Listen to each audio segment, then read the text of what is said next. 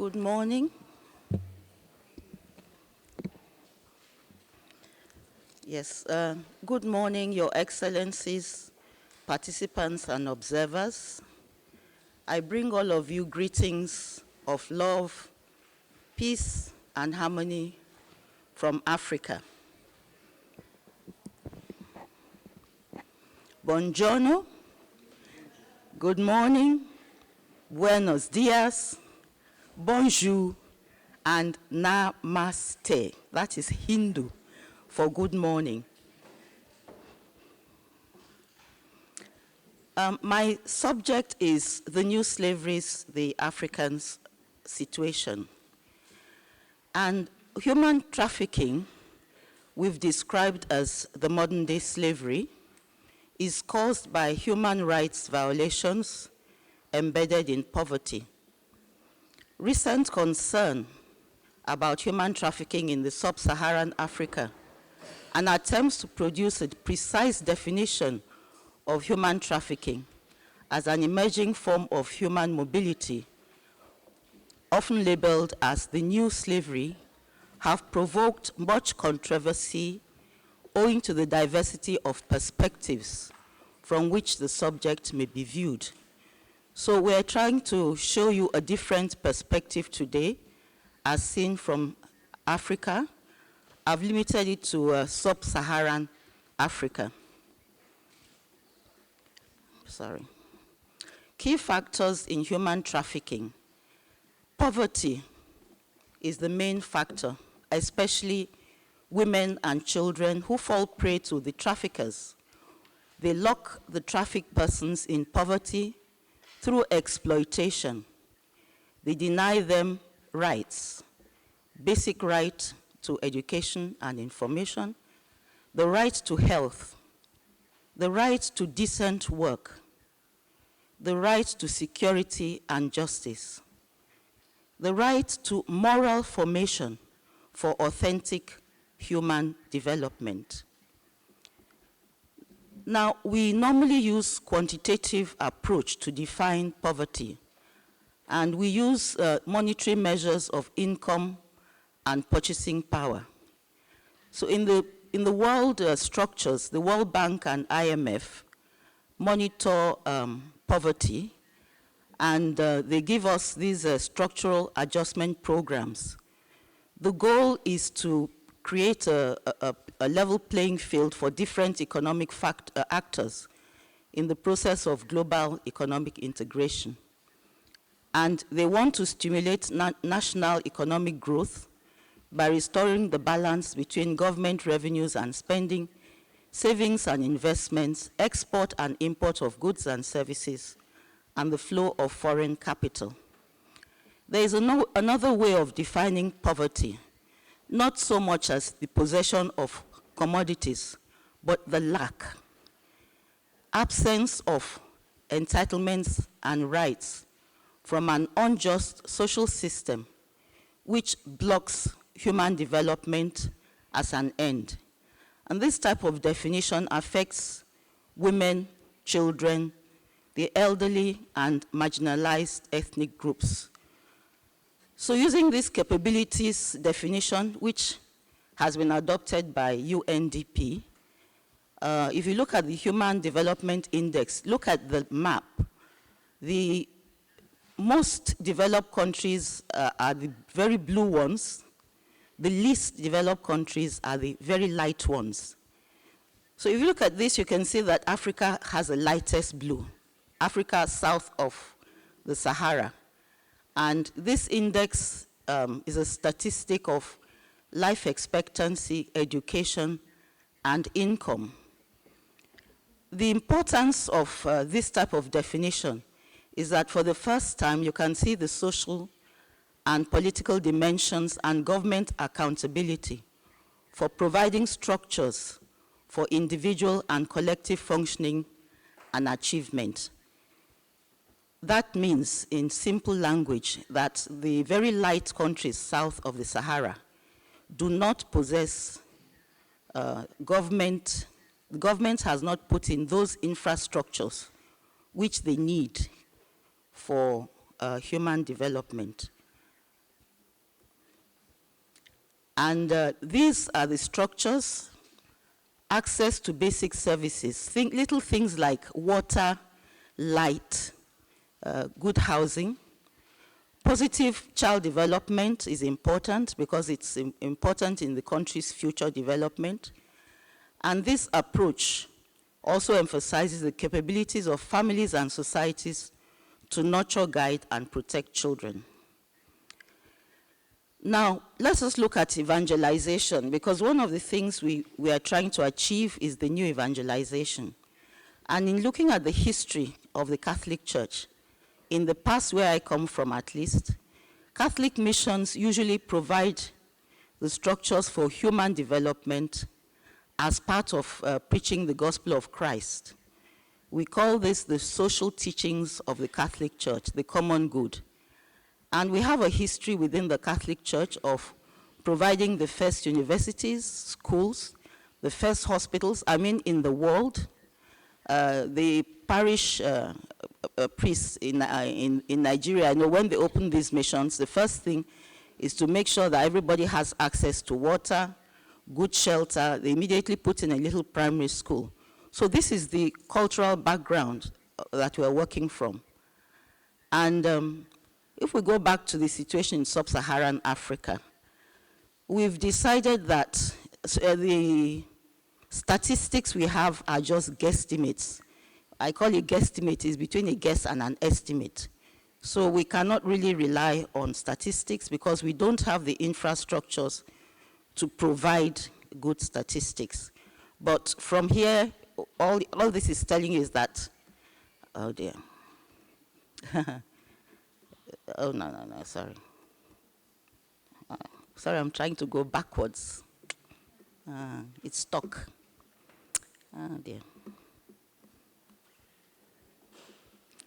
Aha, it's working. Right.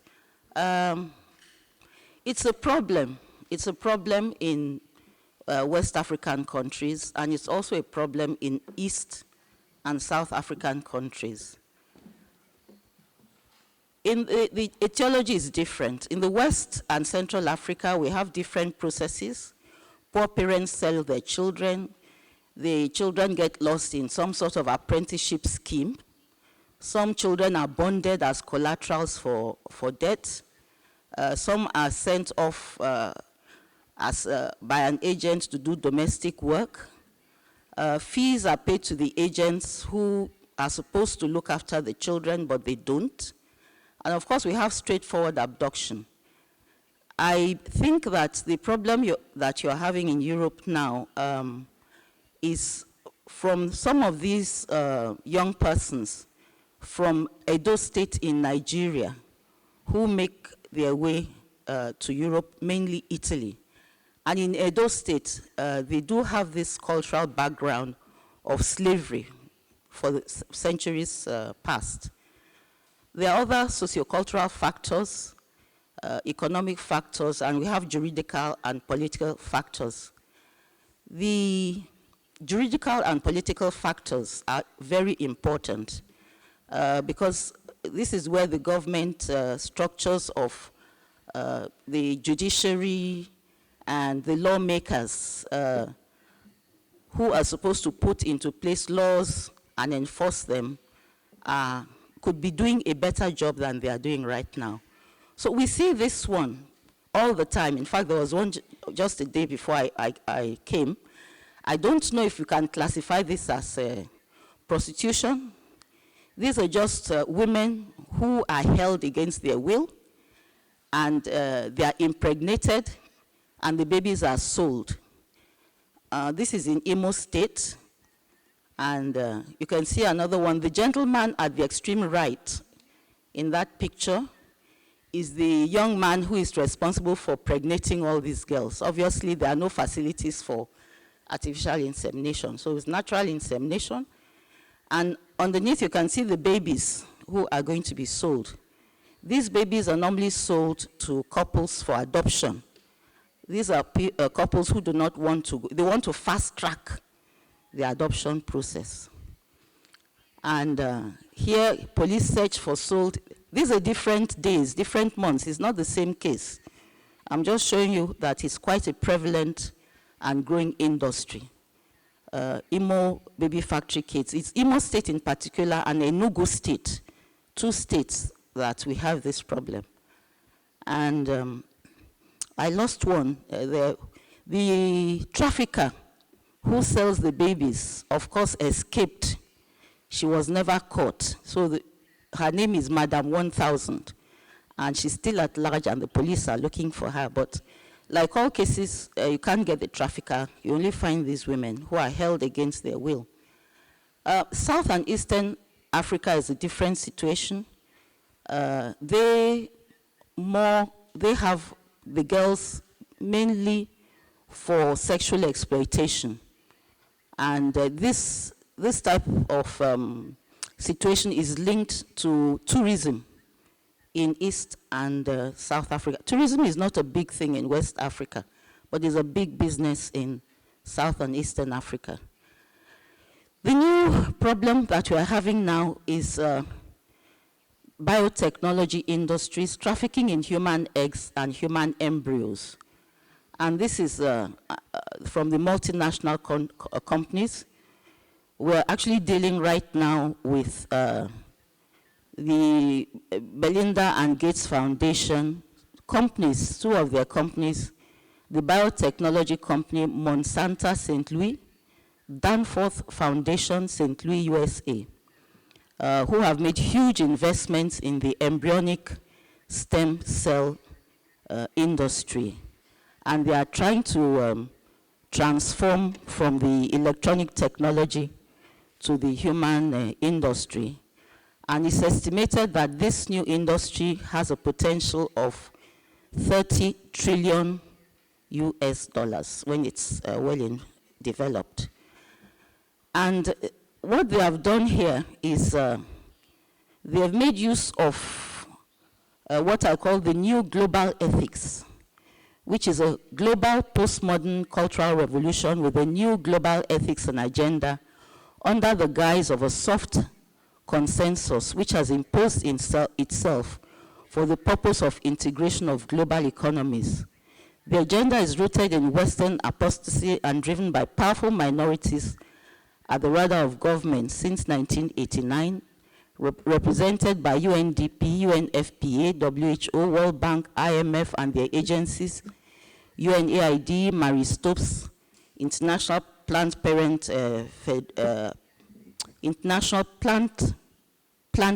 Federation, etc., etc.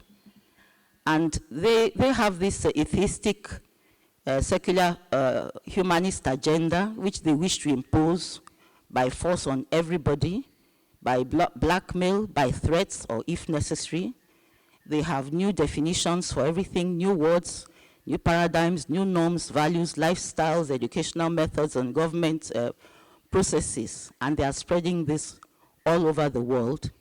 And most intellectuals and politicians and decision makers follow them without carefully analyzing their origin and implication.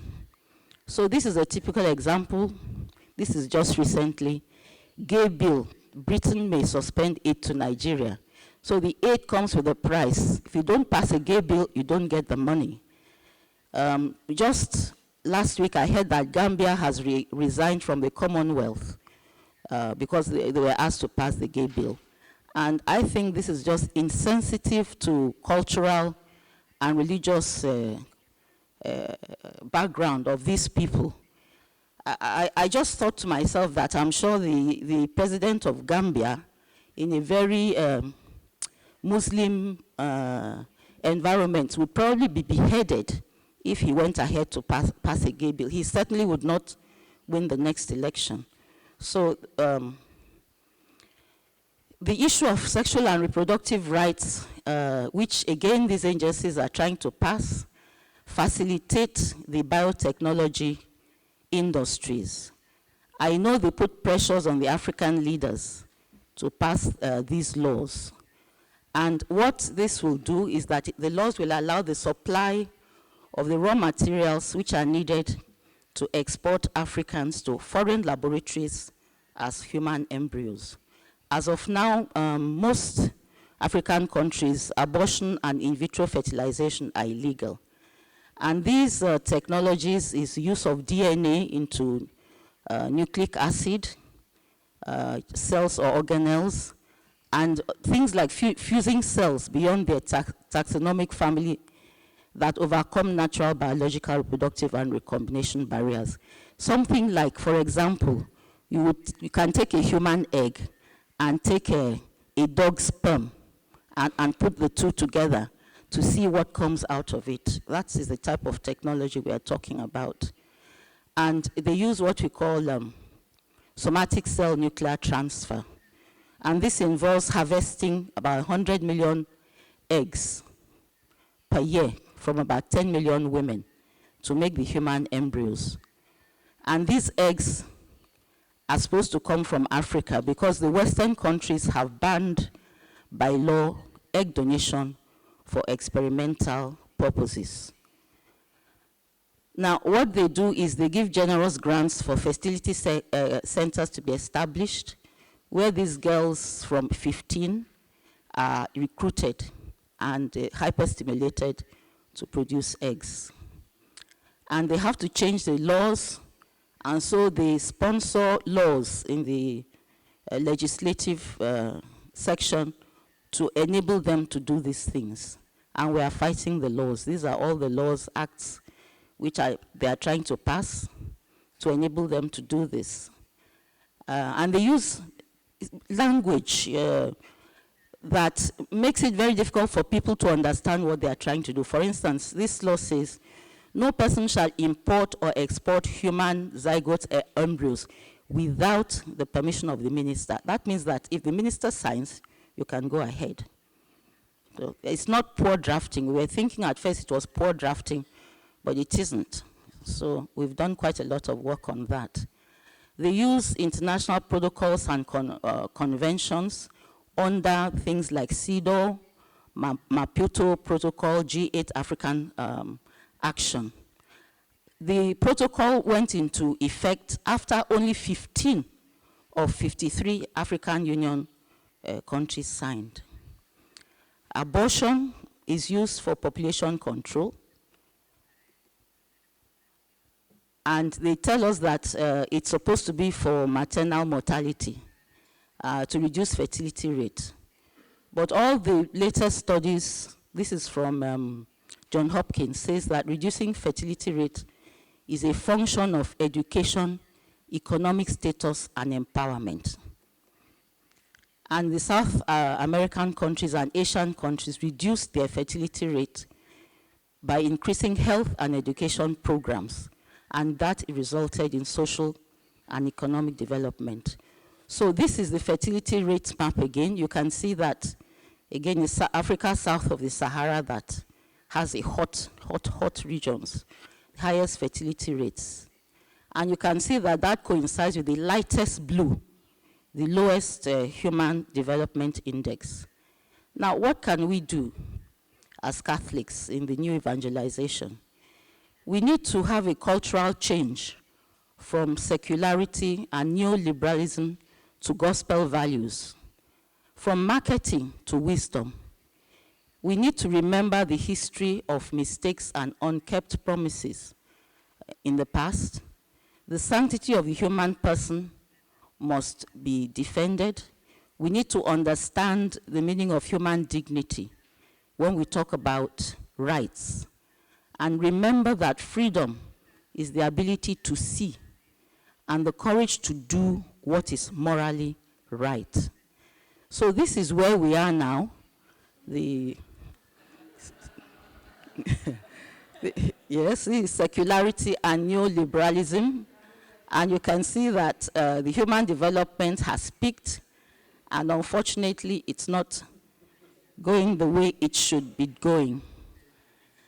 Now, what we need to do is, in the Catholic tradition, we need to develop what I call a counter-cultural revolution of love. We already have everything we need within the church.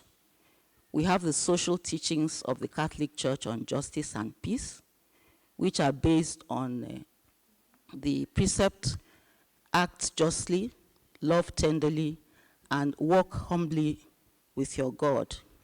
So we need to promote sociocultural education grounded in evangelism in the Christian culture, not secular culture. We need a paradigm shift from the relativism of moral skepticism to the wisdom of objective truth. We must have morality in economic empowerment. We call that business ethics. We need a juridical reorientation from a rights approach to a personhood approach in implementing global initiatives for improvements in the quality of life of human persons. The rights approach which they are using now, I don't think has been well thought out, because many of those articles actually contradict the Universal of Human Rights Declaration. If you say everyone has a right to life, then everyone, you have to define a human person. What do you mean by a human person? So are you telling us that fetuses and embryos or old people are don't have a right to life? So we've been thinking that we need to get some of our legal experts to try and work out on definition of what a human person is. And we prefer that sort of approach rather than a rights approach, because with the rights approach, if you exert your right, you get to a limit where your right is threatening the rights of somebody else. So that doesn't quite work out so well. So this is where we want to be, authentic human development. When we talk about human development, we mean that the end of human development is a person in the image and likeness of God, a creature created to resemble God like Jesus Christ. So this is where we want to be. So human development should not be a means, but it actually has an objective end for the human person. Thank you very much.